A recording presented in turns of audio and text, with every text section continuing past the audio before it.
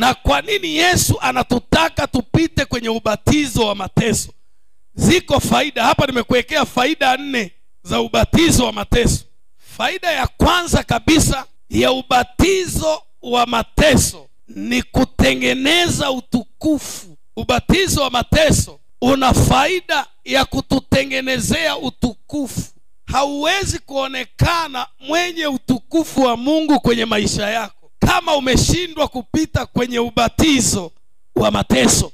Hakuna mwanafunzi anaweza akaonekana ana utukufu na heshima ya kuvuka darasa moja kwenda lingine kama hajapita kwenye kipimo cha mtihani.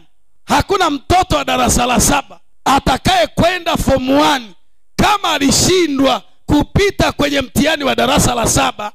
Faida ya ubatizo wa mateso ni kututengenezea utukufu, kutuweka katika hali ya heshima. Siku zote dhahabu ili ipate kuonekana thamani yake inapitishwa kwanza kwenye ubatizo wa moto, inadumbukizwa motoni, inapikwa mpaka inakuwa uji, taka zote zinaondoka, inabaki dhahabu safi. Na hapo ndio kunaonekana utukufu wa dhahabu, heshima ya dhahabu inaanza kuonekana.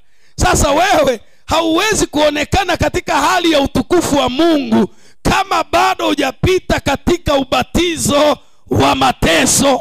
Yesu alionekana mwenye utukufu ni baada ya kupita kwenye mateso, akanyenyekea hata mauti ya msalaba.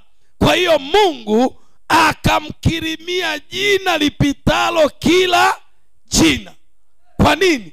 Alikubali kupita kwenye ubatizo wa mateso.